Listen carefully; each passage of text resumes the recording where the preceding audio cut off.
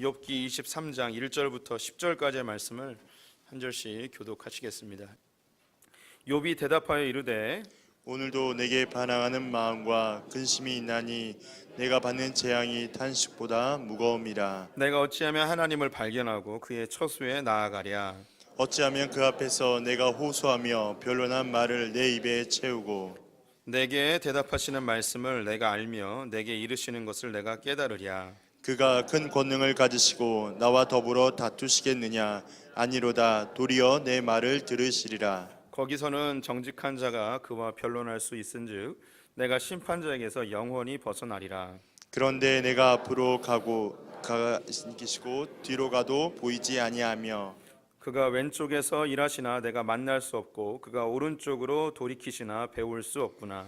그러나 내가 가는 길을 그가 아시나니 그가 나를 단련하신 후에는 내가 순금같이 되어 나오리라. 아멘. 오늘도 주님의 보좌 앞으로 나오신 성도님들에게 하나님의 은혜와 평강이 함께 하시기를 축원드립니다. 옆 사람에게 반갑게 인사하겠습니다. 하나님 당신 편이십니다. 감사합니다. 우리 하나님의 주권에 대해서 함께 살펴보고 있습니다. 하나님의 주권은 하나님이 세상을 통치하고 다스리신다는 기독교의 중요한 믿음이며 교리입니다. 하나님이 세상을 창조하셨고 또 통치하고 운행하고 계시고 하나님의 목적과 계획대로 이 세상을 만들어 가십니다. 하나님의 목적은 하나님의 나라를 완성하는 것입니다. 하나님 나라의 완성은 시대나 장소적 개념의 국가적 개념이 아니고 하나님의 택한 백성들을 하나님의 나라라고 합니다. 그래서 하나님 나라의 완성은 하나님의 택한 백성들을 다 구원해내는 것을 하나님의 나라의 완성이라고 이야기하는 것이죠.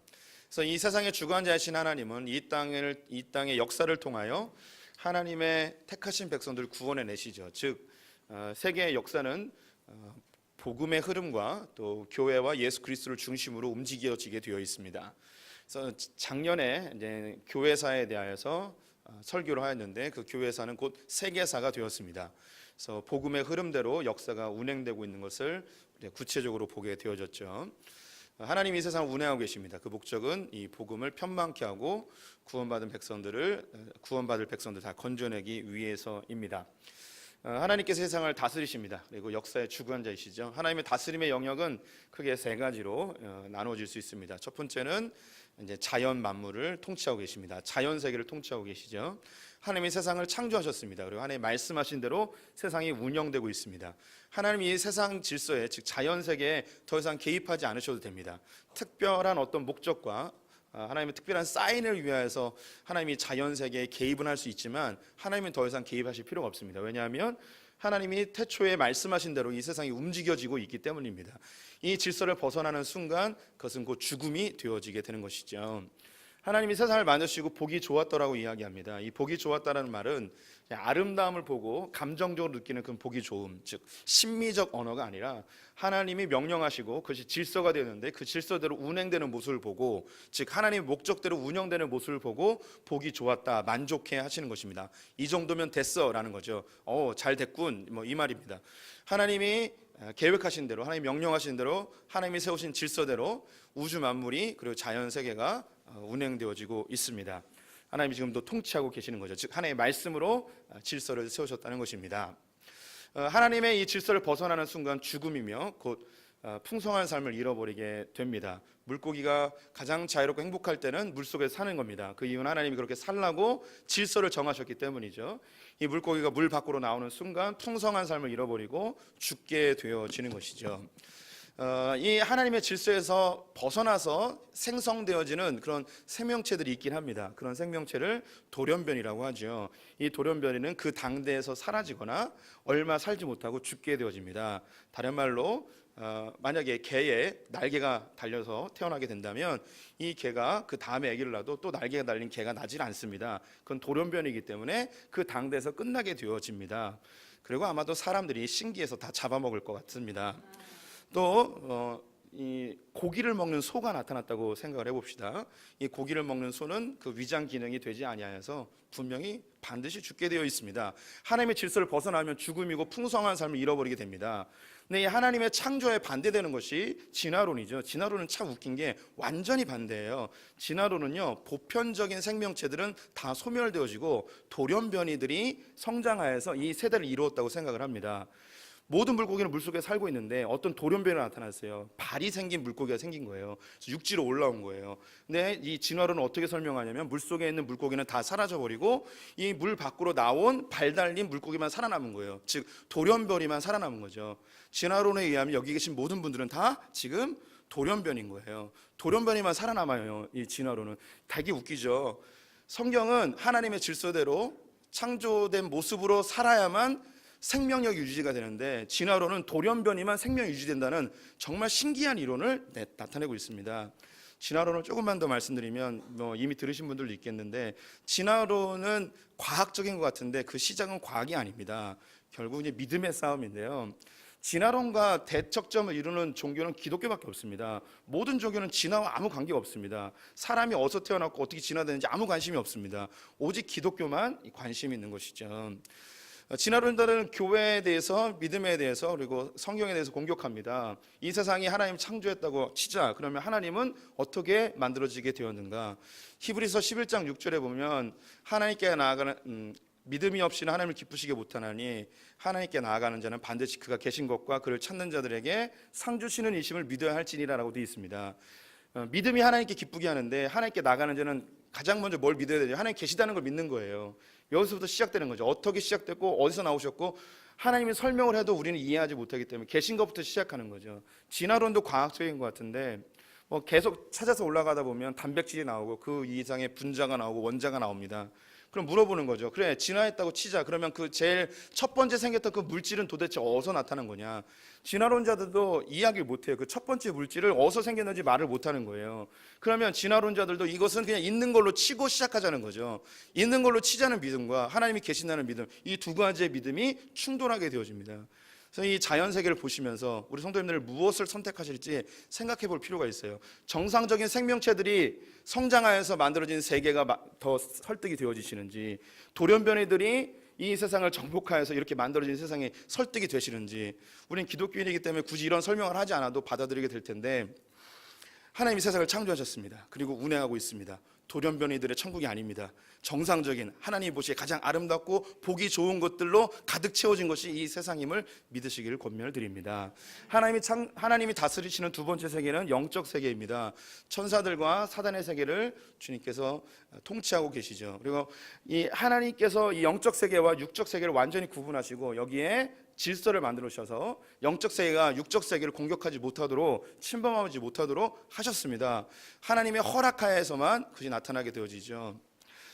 우리 성도님들이 이 영적 세계에 대하여 반드시 갖춰야 될 마음이 있다면 사단은 우리를 공격할 수 없습니다. 우리 성도님들에게 막 들어와서 잠자고 있는데 막 억어하고 이런 생각 이제는 완전히 버려버리시기를 간절히 축원을 드립니다.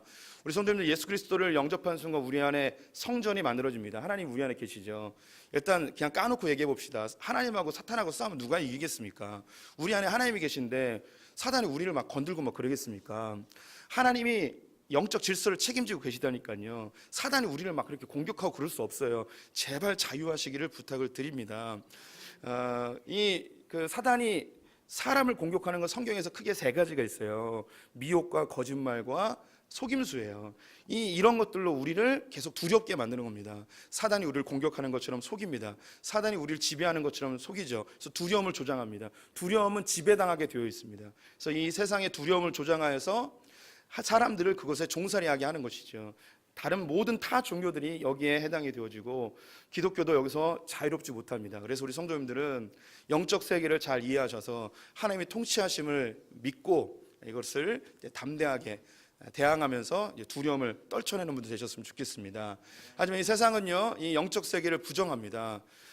특히 이제 진화론이나 정신분석학은 믿음이라는 영역, 영적 세계를 다 거짓이라고 이야기하고 그래서 호르몬 작용이라고 이야기를 합니다. 그래서 영적 세계를 없애버리는 게 그들에게 훨씬 더 편리할 수도 있습니다. 그래서 존 레논이 불렀던 이매진이라는 노래 있습니다. 오늘 또 우리 성도님들의 귀를 고통스럽게 해드려야 될 텐데 Imagine no heaven 이런 노래가 있습니다.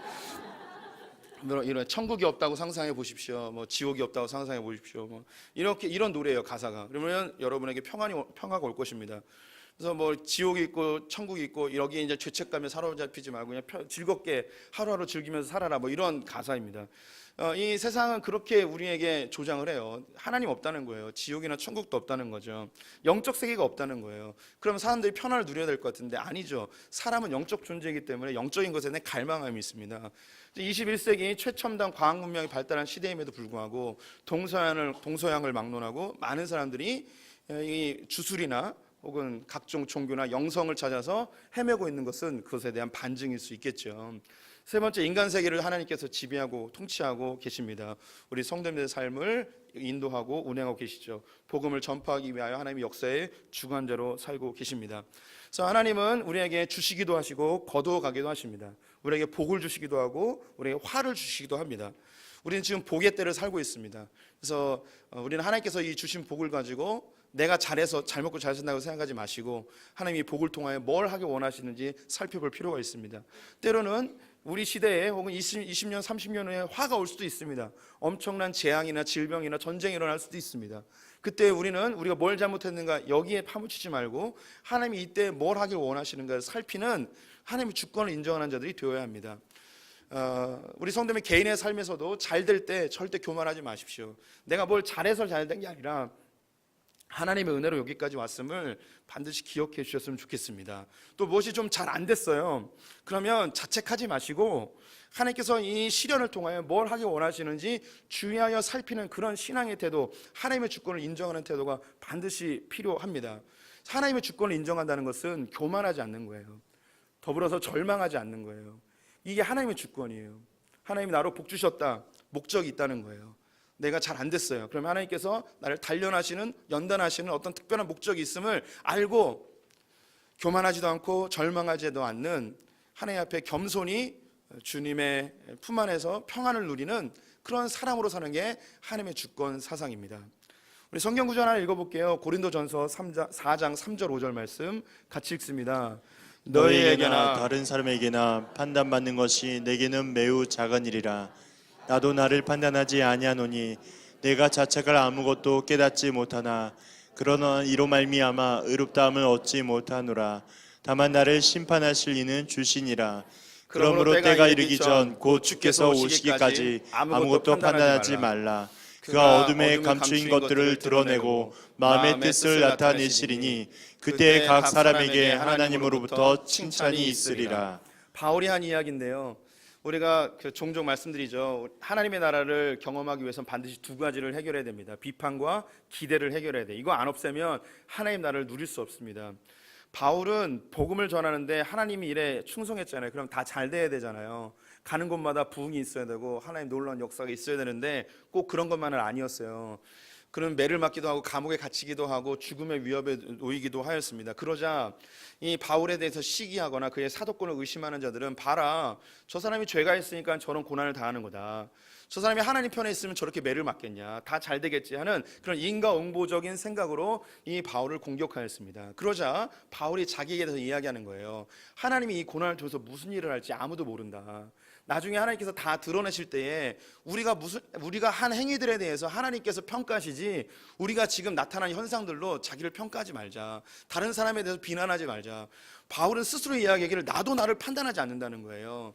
읽지 않았는데 4장 2절에 뭐라고 있냐면 우리가 알고 있는 유명한 구절, 무릇 맡은 자에게 구할 것은 충성이니라 라고 되어 있어요. 내가 하나님 앞에 충성되게 살고 있는데 하나님 바라보면서 멋지게 살고 있는데 일이 잘 안 될 수도 있다는 거예요. 그럼 내가 뭘 잘못했는가 이러고 자책하지 말고 잠시 놔두라는 거예요. 하나님 어떻게 바꾸실지 모른다는 거죠. 내가 충성했는데 좀 잘 됐어요. 그러면 자고하거나 교만하지 말고 이걸 통해서 주님께서 어떤 일을 하실지 그걸 다시 한번 기대해 보라는 거죠. 이게 하나님의 주권 사상인 거예요. 교만치 않고 절망하지 않고. 성도님들 삶에 지금 고난이 있습니까? 뭔가 좀 잘 안 풀리십니까? 스스로 판단하지 마세요. 이걸 통해서 하나님이 어떤 일을 하실지 아무도 몰라요. 자기에게 분명히 드러난 죄가 있다면 용서를 구하고 바꾸면 돼요. 실수가 있다면 고치면 되죠. 자기를 너무 자책하거나 절망하지 마시고 하나님께서 나를 완성시키실 하나님의 손길을 기대하는 분 되셨으면 좋겠습니다. 우리가 하나님의 주권에 대해서 이야기를 하다 보면 두 가지에 대한 하나님의 오해를 사게 되어집니다. 그 첫 번째는 하나님이 우리의 삶을 통치하고 다스리고 있기 때문에 우리는 자유의지도 없이 하나님의 꼭두각시로 살아가는 듯한 느낌을 받을 수가 있어요.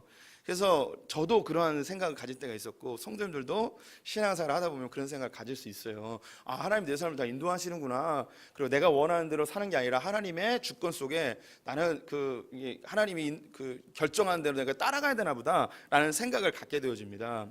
그럼 이 꼭두각시라는 생각을 갖게 되어지면 그 다음에 연결되는 것이 운명론이라는 것으로 연결됩니다. 아, 내 삶이 운명 지어졌나 보다. 하나님 내 삶을 결정해 놓고 이렇게 살라고 주님께서 이야기하셨나 보다라고 생각을 갖게 되어집니다. 이러한 꼭두각시라는 생각, 그리고 우리가 운명론에 사로잡히게 되어지면, 기독교적 운명론에 사로잡히게 되면 이걸 좀 유식한 말로 뭐라고 하냐면 하이퍼 칼비니즘이라고 하는데요. 이 예정론을 잘못 이해해서 내 삶의 모든 거 하나님이 다 계획하고 누굴 만날지, 무슨 일을 할지, 어디에 갈지, 어디서 살지 뭐 이런 것도 다 하나님이 결정했다는 그런 극단적인 예정론에 사로잡히는 사람이 있는데, 그것은 옳지 않은 거이기 때문에 말씀을 드리는 거예요. 그런데 상당 부분 우리 성도님의 삶에 영향을 받고 있습니다. 그래서 우리가 어느 직장을 갈지, 누구와 결혼을 할지, 어느 대학을 갈지, 무슨 사업을 할지 이런 것에 대해서 하나님이 나에게 알려주시길 바래요. 그래서 하나님이 나에게 뭔가 계시해 주셔서 이걸 따라가야 될 것 같아요. 뭔가 날 향한 하나님의 운명이 있는 것처럼 그렇게 여겨지는 것, 이게 기독교적 운명론 잘못된 거예요. 제가 누차 말씀드리지만 성경에서는 운이나 운명이라는 단어가 존재하지 않습니다. 성경에 그런 게 없어요. 운이라는 말이 없어요. 운명, 내 삶에 결정된 게 없다는 거예요. 그리고 인연이라는 말 없어요. 이게 불교 용어죠. 그래서 교회에서는 우리 만나면 우리 이제 인연이 있나봐라고 말하는데, 교회에서 인연이라는 말 안 써요. 이선희의 인연을 부르지 마시고 노사연의 만남을 이렇게 불러야 돼요. 우리 만남은 우연이 아니야, 주님의 계획이었어, 막 이렇게 불러야겠죠. 팔자라는 말, 이런 말 교회에서 잘 안 쓰죠. 내 삶에 뭔가 결정되어 있는 듯한 그런 생각을 많이 갖고 있어요. 그런데 우리가 전통신앙과 우리의 연약함 때문에 이 운명론을 자연스럽게 따라가게 됩니다. 제가 대학교 입시할 때 가까운 친구가, 신앙이 좋았던 친구고 어머니도 권사님이었는데 어느 날 용한 권사님에게 기도를 받고 왔다는 거예요. 그래서 무슨 기도를 받고 왔냐고, 어느 대학을 가야 원서를 넣어야지 합격할지 이걸 기도를 받고 왔다는 거죠. 그리고 더 놀라운 건 기도 받고서 감사한금으로 10만 원을 냈다는 거예요. 나한테 주지 막 이런 생각을 했는데, 우리는 그런 생각 가져요. 나의 미래에 일어날 일에 대해서 하나님이 알고 계시는데, 내가 우둔하여 내가 영적으로 민감하지 못해서 못 알아들어서, 영적으로 민감한 사람이 내 삶의 미래를 보고 이걸 알려주면 내 삶이 안전하게 갈 것이라는 그런 운명론적인 생각을 갖고 있단 말이에요. 이게 기독교 안에 잘못 들어온 운명론 사상이에요. 저도 이제 청년 때 이런 기도 많이 했습니다. 하나님, 내가 누구랑 결혼을 할까요? 꿈에 얼굴을 좀 보여주시면 내가 그 자매를 찾아서 내가 결혼을 하겠습니다. 뭐 이런 기도. 예, 저만 쓰레기군요. 예. 또 그런 기도 했습니다. 하나님, 내가 무슨 일을 해야 될까요? 무슨 직업을 가져야 될까요? 이런 기도 했습니다. 사실 많은 젊은이들 지금도 그런 기도하죠. 저 같은 경우는 하나님, 신학을 해야 될까요? 직장에 들어야 될까요? 하나님이 내 삶을 알 것 같은 거예요. 그리고 내 삶이 운명 지어진 것처럼 생각을 사실 했었습니다. 또 이런 기도도 합니다. 하나님, 내가 공무원을 해야 될까요? 아니면 일반 직장에 들어가야 될까요? 어떤 것을 선택해야 되는지 하나님 알고 계시고 나는 잘 모른다는, 내 삶이 운명 지어지고 하나님이 다 계획해 놓았다는 그런 생각을 갖게 되어지죠. 이런 것은 이제 삶의 태도와 좀 직결되어지는데, 좀 소극적인 사람, 좀 혹은 두려움이 많은 사람, 소심한 사람들은 하나님께 물어봐요. 두렵기 때문에, 미래에 대한 두려움 때문에 하나님 뭘 해야 됩니까? 라고 묻죠. 그런데 좀 자기의 인생에 대하여 적극적이고 주도적인 사람은 뭘 이런 걸 물어보냐고, 하나님 이런 거 다 필요 없다고. 그래서 하나님께 묻지 않고, 하나님 우리를 꼭두각시처럼 만들어 놓는 거야, 내 삶은 내가 개척해야지 하면서 하나님에 대해서 부정하거나 하나님 주권을 아예 인정하지 아니하는 그런 사람들도 실제로 많이 있습니다. 하나님 우리를 꼭두각시로 만들지 않습니다. 우리 로봇으로 만들지 않아요. 하나님 우리에게 자유의지를 주셨어요. 우리의 삶을 내가 개척하여 만들어가길 소망하고 있습니다. 왜냐하면 우리는 하나님의 자녀이기 때문입니다. 우리 요한일서 3장 1절 말씀 같이 한번 읽어보겠습니다. 보라, 아버지께서 어떠한 사랑을 우리에게 베푸사 하나님의 자녀라 일컬음을 받게 하셨는가. 우리가 그러하도다. 그러므로 세상이 우리를 알지 못함은 그를 알지 못함이라. 하나님께서 예수 그리스도를 우리 위하여 십자가에 달려 죽게 하심으로 우리에게 대한 자기의 사랑을 확정하셨습니다. 우리 하나님의 자녀 삼아 주신 것이죠. 우린 자녀입니다. 부모님들이 자녀를 다 조종하지 않습니다. 이런 부모님들은 좋지 않은 부모님이죠. 하나님 우리를 조종하지 않습니다. 하나님께서 특별히 어떤 직업이나 어떤 사람을 만나거나 이렇게 간섭할 때도 아주 극소수로 있긴 합니다. 하지만 일반적인 하나님의 방법은 뭐냐면 그의 자녀된 우리들이 뭔가 선택하면 하나님께서 거기에 기름을 부어주시는 거예요. 축복해 주시는 거예요. 내가 좋아하는 자매가 있으면 결혼하기로 결정하는 거예요. 그럼 하나님께서 그 자매 위에 축복을 해주시는 거예요. 내가 하고 싶은 일이 있어요. 어떤 직업을 선택하고 싶어요. 내가 모든 지혜를 다 동원해서 하나님께 기도하면서 이걸 선택해요. 그러면 하나님께서 이것에 기름 부어주시는 거죠. 근데 우리는 잘못 선택할 때도 있어요. 실수할 수도 있단 말이죠. 그럼 하나님께서 여기서 간섭이 들어오세요. 보존하여 주시고 섭리해 주시고 합력하여 선으로 바꿔주시는 분, 그게 하나님의 주권이에요. 날 향한 계획이 있어요. 순간순간마다 뭘 해야 될지가 아니라 날 통해서 하나님의 역사 가운데 하고 싶은 일이 있단 말이에요. 근데 그 일을 하기까지 나는 마음껏 살 수 있어요. 그런데 너무 빗나가게 되면 주님이 회초리와 몽둥이를 댈 때도 있어요. 또 잘 가고 있으면 격려하고 박수해 주면서 너 정말 잘하고 있구나라고 이야기하겠죠. 우리가 순간순간마다 하나님 뭐 해야 돼요, 뭐 해야 돼요, 뭐 해야 돼요, 이런 것보다 내가 선택할 때 하나님, 내가 이걸 선택하니 내가 좋습니다. 주님 기름 부어 주십시오. 이런 기도가 오히려 나을 수 있습니다. 어린 시절에는 순간순간마다 하나님께 물어볼 필요도 있습니다. 우리 부모님에게 아빠 이거 먹어도 돼? 안 먹어도 돼? 라고 물어볼 수 있겠죠. 스마트폰 해도 돼? 안 해도 돼? 영화 봐도 돼? 안 해도 돼? 라는 걸 물어봅니다. 성장하기 전까지. 하지만 30살, 40살이 된데도 엄마한테 전화해가지고 엄마 빨간색 사야 돼? 파란색 사야 돼? 이렇게 하면 이거 얼마나 바보 같겠습니까? 공부를 해야 되는데 아버지의 뜻이 무엇인지 궁금한 거예요. 아버지의 뜻이 뭘까? 아버지는 영어학원을 다니는 걸 좋아할까? 아니면 수학학원을 다니는 걸 좋아할까? 그래서 아버지에게 막 물어보는 거야. 아버지 수학학원을 다녀야 될까요? 영어학원을 다녀야 될까요? 무엇이 아버지의 뜻에 맞는 것입니까? 그러면 이 아버지가 열받죠. 귀싸대기를 날릴 거예요. 네가 다니고 싶은데 다니라고. 그럼 아버지는 어떤 모습을 좋아할까요? 아버지, 제가 영어가 부족합니다. 영어학원을 다니고 싶습니다. 그럼 아버지가 여기다 축복하시죠. 어떻게 축복하시겠습니까? 격려해 준 거죠. 너 잘 선택했다고. 그리고 학원비를 대주는 거예요. 이게 우리 아버지의 모습이란 말이에요. 하나님이 인격자세요. 이렇게 우리를 인도하시는 거예요. 꼭두각시가 아니라고요. 나의 선택에 주님이 인정해 주시고 보장해 주시고, 우리가 잘못하면 주님께서 이걸 보정해 주시고 보존하시고 섭리하시고, 이게 하나님 나라 백성들이 누리는 축복이에요. 얼마나 박진감 넘치고 즐거운 신앙생활입니까?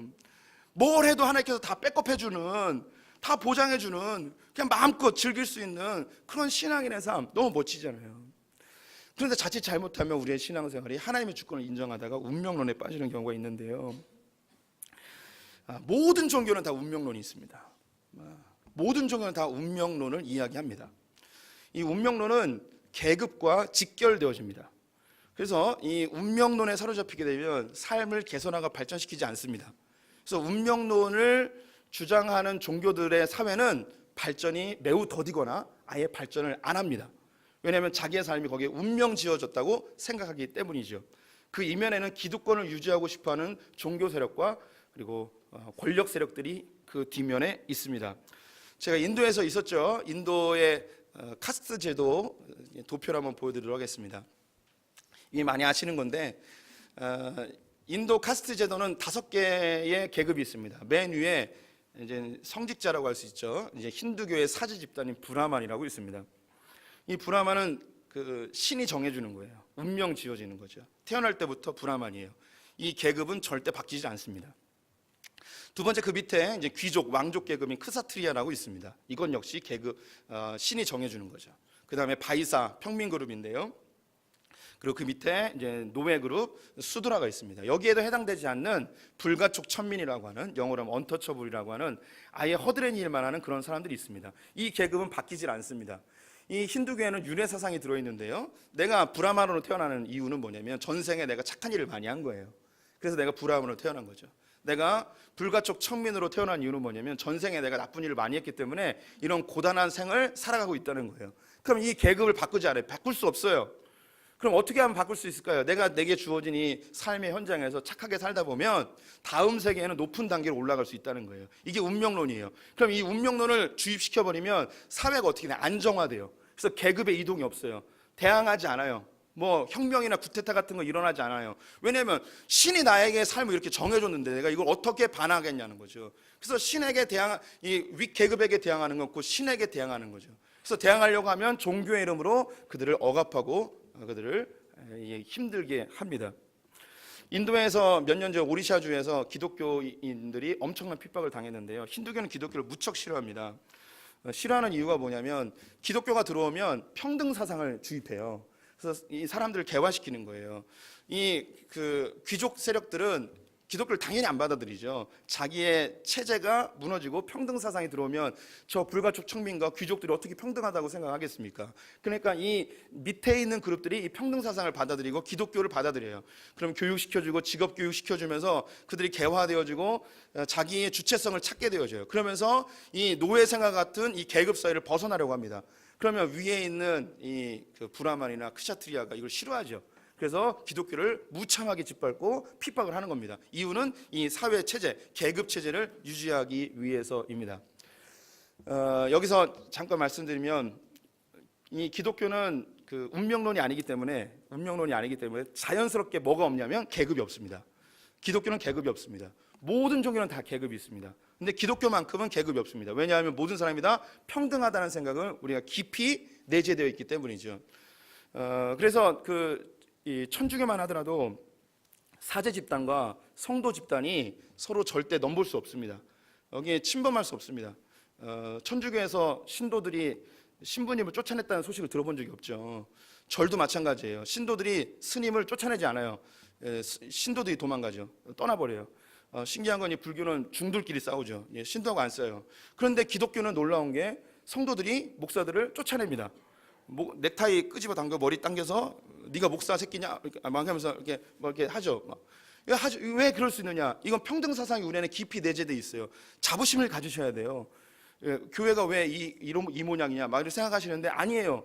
기독교만이 할 수 있는 특권이에요. 이런 일이 안 벌어지면 좋겠지만 이건 굉장히 하나님 앞에서 형제 자매라는 이 특권 의식을 갖고 있기 때문이에요. 평등 의식이란 거죠. 운명론에 사로잡히지 않았기 때문에 누구나 계급이 이동할 수 있다는 거예요. 열심히 일하면 높이 올라갈 수도 있고 게으르면 낮아질 수도 있다는 이 생각이 기독교 안에 깊이 내재되어 있어요. 불교 국가들 가보신 경험이 있으십니까? 저는 많은 경험은 없지만 우리 대한민국 그러하였죠. 이 불교 국가는 행복 지수가 높아요. 삶이 굉장히 평온해 보입니다. 그런데 삶의 변화나 개발이 잘 안 돼요. 그 이유가 이 윤회 사상 때문인데요. 내가 지금 가난하게 살아요. 가난하게 살면 좀 부자가 되기 위해서 애쓰고 노력해야 되잖아요. 그렇게 하지 않아요. 왜냐하면 내가 전생에 잘못 살았기 때문에 가난하게 태어났다는 거예요. 그럼 부자로 살려면 내 삶을 개선하는 게 아니라 뭐 하면 되냐면 착하게 살면 돼요. 그럼 다음 생에 부자로 태어나는 거죠. 내가 지금 부유하게 태어났어요. 이 부유한 사람들은요, 다른 사람을 돕거나 자기의 부자로서의 책임을 다하지 않아요. 자기 거예요. 왜 그런 생각이 있냐면 전생에 내가 착하게 살았기 때문에 이 부유함을 얻은 거예요. 그럼 이게 내 건 거예요. 내 거. 내 공로로 얻어진 거죠. 그래서 인과응보의 사상이 운명론을 만들고 이 운명론이 계급사회를 만들어요. 이게 이 세상이 운영되어지는 이 방법론이에요. 또 한 가지 우리 이슬람교에서 많이 쓰는 글자를 보여주시면 읽을 수 있을지 모르겠는데 이게 인샬라라는 겁니다. 인샬라. 저도 읽을지 모릅니다. 검색하니까 나오더라고요. 알라의 뜻이라면. 한 선교사님이 이슬람권에서 선교하시면서 저에게 해주신 이야기가 있었습니다. 자기 동네에서 초등학생이 학교를 가다가 길을 건너면서 교통사고로 죽은 거예요. 엄마가 와가지고 펑펑 우는 거죠. 근데 아버지가 옆에서 뭐라고 이야기했냐면 인샬라 그런 거예요. 알라의 뜻이라면. 알라의 뜻이라는 거야. 이 알라가 이 아기를 여기서 죽게끔 그렇게 계획해 놨다는 거예요. 죽었다는 거예요. 마음은 편해요. 그런데 신기한 건 얼마 있다가 그 길에서 또 다른 아이가 교통사고로 죽었어요. 그래서 그 아버지가 또 인샬라 그런 거예요. 우리 같으면 어떻게 하겠습니까? 거기다가 횡단보도를 놓고요, 신호등 놓고 교통지도를 해야겠죠. 삶을 개선해야죠. 문제가 있으면 바꿔나가야 되는 거 아니에요. 근데 그렇게 안 해요. 이슬람권에서 도둑을 맞아요. 그러면 인샬라 그러는 거예요. 도둑을 맞게끔 알라가 정했나 보다. 그럼 우리 같으면 어떻게 하겠습니까? 쇠창살을 하고 경비를 세우거나 어떻게 해야겠죠. 문제를 개선해야 되잖아요. 이게 안 바뀌는 거예요. 그래서 우리 성도님들 이슬람권 아시듯이 소수의 귀족들이 석유를 개발하여서 최고의 부유한 삶을 살면서 밑에 있는 사람들은 거의 1세기의 삶을 살아가고 있습니다. 카자로 시작하는 중동 국가. 이 나라에서요, 아파트를 다 세웠어요. 온 국민에게 줄 수 있는 석유가 나오니까 다 세울 수 있어요. 그래서 다 줄 수 있어요. 그런데 이 사람들한테 가서 아파트 가서 살라니까 안 살아요. 이거면 인샬라. 자기가 태어날 때 유목민으로 태어났다는 거예요. 안 가는 거예요. 그냥 살고 있어요. 1세기의 모습으로. 이름을 카이로 맞나요? 나라 이름인가요? 카타르. 예, 카타르. 예. 몰라요. 에이. 대학을 세워서 무료로 다 다닐 수 있어요. 근데 학생들한테 대학 가라고 하니까 안 가요. 인샬라 그러고. 자기는 태어날 때 이렇게 태어났다는 거예요. 대학을 안 가는 거예요. 삶의 변화가 없어요. 발전이 없는 거예요. 이게 운명론에 빠지면 이렇게 되는 거죠. 그런데 기독교는 운명론이 아니라고 그랬잖아요. 그럼 우리는 어떤 자세를 취해야 되는가? 우리 창세기 1장 28절 말씀 같이 읽어보도록 하겠습니다. 함께 읽겠습니다.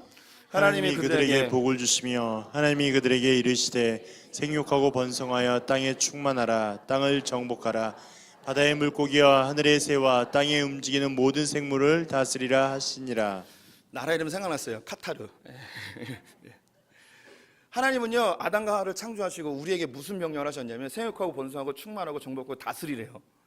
우리의 삶이 운명 지어진 게 아니라 우리는 아무것도 없는 세상 속에서 그냥 하나님이 만드신 자연 세계 속에서 하나님 나라를 개척하여 만드는 우리 명령을 받았어요. 에덴 동산은 무릉도원이 아니에요. 에덴 동산은 경작하여 열매를 수확해야 되는 곳이었어요. 그래서 우리의 삶은 그렇게 개척하도록 우리가 만들어가도록 우리에게 하나님께서 명령하셨습니다. 우리의 삶은 운명 지어진 것이 아니라 내가 개척해 나가는 거죠. 그래서 기독교 국가와 반기독교 국가의 모습을 보면 완전히 달라요. 기독교 국가들은 삶을 개선하고 개발시키고 개척하고 확장해 나갑니다. 그런데 타 종교 국가들은요, 그 자리에서 자기의 기득권 세력을 유지하기 위하여 사람들을 운명론으로 사로잡아 그들은 발전 없이 그렇게 궁핍한 생활들을 계속 유지해 나가는 거예요. 이게 기독교 세계관과 타 종교의 세계관의 엄청난 차이인 거예요. 이 대한민국은 이런 기독교 세계관 속에서 살아가고 있는데 이 기독교를, 이 가치를 잘 모르고 있는 것이죠. 아담과 하와가 하나님 나라를 만들라는 명령을 받았어요. 하나님 나라를 위하여서 하나님의 역사에 자기가 동참되어졌는데 사단이 미혹합니다. 너의 나라를 만들라고, 네가 하나님 되라고, 너를 위하여 살라고 이야기를 하죠. 하나님께서 하나님과 벗어나는 것을 막기 위하여 가시덤불 엉겅퀴로 하나님을 찾게끔 고난 가운데 두셨습니다. 그래서 이 가시덤불 엉겅퀴가 가득한 세상 속에서 우리는 다시 명령을 받은 거예요. 뭐냐면 생육하고 번성하고 충만하고 다스리고 정복하는, 즉 하나님 나라를 만들라는 명령을 받은 거죠.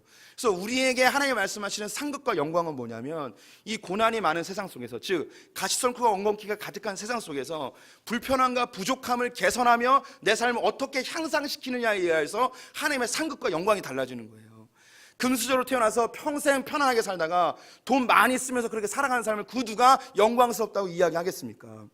하지만 완전히 개천에서 용난 것처럼 삶이 완전히 망가졌음에도 불구하고 불편함과 부족함이 가득한 곳에서도 불구하고 하나님 의지하고 한 걸음 한 걸음 나가서 성장하고 성숙하고 자기의 불편함을 개선해 나간 사람들에 대하여 우리는 영광스럽다 이야기하고 그것을 상급이라고 칭찬하게 되는 거예요. 그게 면류관이 되는 거죠.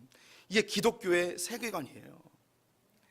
하나님께서 이 모든 것들을 주관하시며 우리 그곳에 던지시고 너에게 주어진 삶을 멋지게 한번 살아보라고. 우리는 결코 운명론자들이나 꼭두각시가 아닙니다. 빌립보서 2장 13절 말씀 같이 읽어보겠습니다.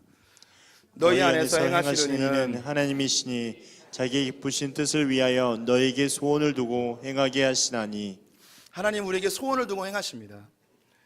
하나님께 내가 뭘 해야 됩니까? 이거 해야 됩니까? 저거 해야 됩니까? 주님께 묻죠. 그런데 하나님 우리에게 요구하신 게 뭐냐면 너의 안에 소원을 두고 이미 주님이 행하고 계시다. 네 마음속에 뭘 하고 싶은 마음이 있다면 그걸 해봐라. 참 결혼이라는 게 신기한 게 많은 여자들과 많은 남자들이 있는데 한 남자와 한 여자가 그 마음에 사모하는 마음이 생기는 거예요. 와, 저 여자하고 저 남자하고 결혼하고 싶다라는 소원함이 생기는 거예요. 이게 신기한 거예요. 이게 하나님이 주시는 마음이라는 거예요. 이게 하나님이 주시는 마음. 많은 학교들이 있는데 내가 이 학교를 가고 이런 전공을 하고 싶다는 소원함이 있는 거예요. 그 가운데 불편함과 부족함이 있겠죠. 가시덤불과 엉겅퀴가 있는 거예요. 이걸 극복해내는 거예요. 성령의 능력 안에서 해결해 나가는 거죠. 이걸 성취하면 하나님께서 너 잘했어, 정말 잘했어 하며 칭찬하고 이게 너의 영광이야 라고 해주시는 거죠. 기독교의 신앙생활은 이렇게 박진감 넘치고 너무 즐거운 것입니다. 욥은요 하나님께 칭찬받고 인정받는 신앙인이었습니다. 모든 걸 잃어버렸죠. 자식도 잃고 재산도 잃고 자기의 건강까지도 다 잃어버렸습니다. 왜 그의 고통이 없었겠습니까? 그가 하나님의 주권을 인정하는 고백들을 하였지만 그럼에도 불구하고 자기에게 주어진 삶이 너무나 힘들어했습니다. 오늘 본문의 2절과 3절 말씀 다시 한번 읽어보도록 하겠습니다. 오늘도 내게 반항하는 마음과 근심이 있나니 내가 받는 재앙이 탄식보다 무거움이라. 내가 어찌하면 하나님을 발견하고 그의 처소에 나아가리야.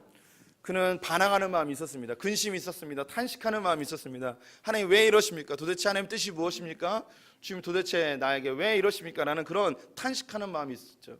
그래서 하나님을 찾고 싶었어요. 하나님 만나고 싶었던 거죠. 하나님의 처소가 어딘지 알면 찾아가서 따지고 싶은 거예요.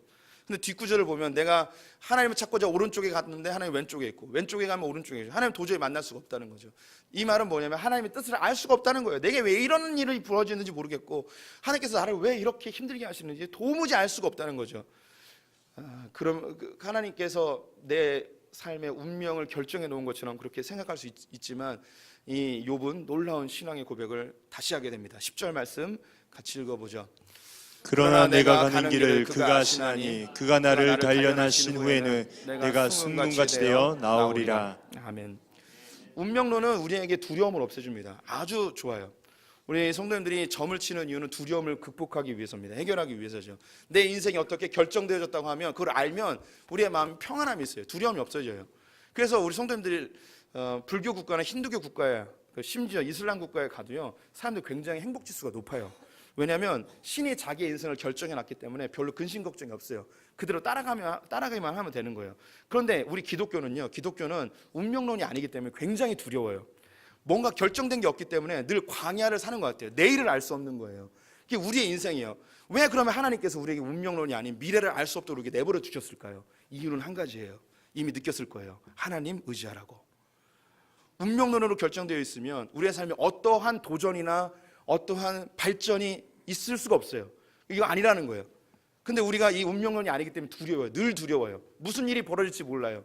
사람은 본질적으로 해결할 수 없는 두 가지 두려움이 있어요. 미래에 대한 두려움, 미지에 대한 두려움이에요. 미래에 무슨 일이 벌어질지 모르기 때문에 두려운 거예요. 두 번째는 실패와 상실에 대한 두려움. 내가 뭘 열심히 돈 모아야 하는데 실패할까 봐 두려워요. 또 내가 열심히 뭔가 모았는데 열심히 성취를 해놨는데 언제 이게 무너질지 몰라서 두려워요. 그래서 우리는 뭔가 미래에 대해서 확실한 걸 잡고 싶어 하죠. 그래서 점도 치고 사주팔자도 보고 그리고 하나님께도 물어보는 거예요. 뭘 해야지 하나님의 뜻이 도대체 무엇인지 나에게 좀 알려주십시오. 그런데 우리 성도님들에게 몇 번 말씀드렸는데 우리가 실제로 하나님의 뜻을 궁금한 게 아니에요. 하나님의 뜻은 별 관심이 없어요. 신앙생활하면서 자동적으로 습득되는 게 뭐냐면 하나님의 뜻대로 하면 성공하고 하나님의 뜻대로 안 하면 실패한다는 이런 관념을 갖게 되어져요. 그래서 하나님의 뜻을 알고 싶은 이유는 실패하기 두려워서예요. 하나님의 뜻을 알고 싶은 이유는 성공하고 싶어서 하나님의 뜻을 알고 싶어 하는 거죠. 근데 주님이 이때 알려주실까요? 안 알려주실까요? 안 알려줘요. 제가 해봤거든요. 20년 넘게 해봤어요. 절대 안 알려주세요. 그때 이 욥이 이야기하는 거예요. 내가 가는 길을 내가 알지 못합니다. 하나님만이 아시는데 내가 분명히 신뢰하는 것은 내 미래가 분명히 두렵습니다. 이렇게 망할지도 모르고 이렇게 끝날지도 모릅니다. 이 질병으로 내 인생이 완전히 다 망가질 수도 있는데 한 가지 분명한 건 뭐냐면 하나님을 신뢰합니다. 주님께서 이 모든 과정을 통해 나를 연단하셔서 단련하셔서 결국에는 나를 순금처럼 정금처럼 만드셔서 하나님의 멋진 모습으로 완성하실 것을 저는 확신합니다 라는 거죠. 미래를 알 수 없지만 나의 삶을 주관하시는 하나님, 그 주님 때문에 나는 신뢰하고 한 걸음씩 전진하겠습니다. 이게 욥의 하나님 주권 사상이에요. 우리 데살로니가전서 5장 16절에서 18절 유명한 말씀 같이 읽어보겠습니다. 항상 기뻐하라. 쉬지 말고 기도하라. 범사에 감사하라. 이것이 그리스도 예수 안에서 너희를 향하신 하나님의 뜻이니라. 우리 미래를 알 수 없습니다. 어떻게 지내낼지 알 수가 없습니다. 아무리 물어봐도 하나님은 알려주지 않습니다. 절대 어디 가서 돈 내고 예언기도 받지 마세요. 그리고 저에게 어느 대학을 가야지 되냐고 묻지도 마시고 무슨 일을 해야 되는지도 묻지 마시기 바랍니다. 하나님이 이미 우리 성도님들 안에 소원을 두고 행하십니다. 저에게 가끔 뭐 물어보러 오시는 분이 있어요. 그러면 알아요. 답을 정하고 왔구나. 그 답을 얘기해 줍니다. 우리 성도님들 안에 이 두려운 거예요. 실패할까 봐. 걱정하지 마세요. 이제 다음 주에 이야기할 텐데요. 하나님은 합력하여 선을 이루시는 분이십니다. 내가 잘못된 길로 가면 주님 인도해 주세요. 그 목적을 이루기 위하여 주의 막대기와 지팡이로 우리를 인도해 주세요. 잘 가고 있으면 칭찬해 주세요. 너무 그렇게 두려워하지 않아도 돼요. 이 우리의 삶을 개척해야 된다는 것에 대한 두려움 때문에 전전긍긍하면서 운명론으로 치닫게 되어져요. 사단은 그래서 우리에게 두려움을 조장해요. 그래서 네 인생 알고 싶지? 그러면 일로 와. 내가 네 미래를 알려줄게. 그러면서 점치고 예언케 하는 그런 사수를 우리가 미혹되어지는 것이죠. 디모데전서 후서 1장 7절에 이렇게 이야기하고 있습니다. 하나님 우리에게 주신 것은 두려워하는 마음이 아니요 오직 사랑과 능력과 절제하는 마음이라고. 하나님께 맡기십시오. 하나님이 우리가 뭘 하든 주님 합력하여 선을 바꾸십니다. 범죄치 않고 죄 짓는 거 아니면 하고 싶은 거 마음껏 하시면서 즐겁게 기뻐하면서 감사하면서 혹시 두려움과 염려가 있으면 기뻐하면서 그렇게 사는 성도님 되시기를 축원드립니다. 기도하겠습니다. 하나님, 우리 인생의 두려움이 연속되어지고 지속되어집니다. 미래를 알 수 없어서 때로는 점도 치고 싶고 사주팔자도 보고 싶고 미래에 대한 염려와 근심으로 하나님 아닌 다른 방법들을 선택할 때도 많이 있습니다. 욥의 고백을 우리의 고백으로 취하기를 원합니다. 나의 갈 길을 내가 알지 못하지만 주님이 인도하셔서 결국은 정금처럼 우리를 연단하실 줄 믿습니다. 합력하여 선으로 바꾸신 점을 신뢰합니다. 우리 소풍의 성도님들 어떤 상황이든 기뻐하며 감사하며 또 근심 걱정을 주께 기도하며 아뢰는 자들 되게 하여 주시옵소서. 예수님의 이름으로 기도드렸습니다. 아멘.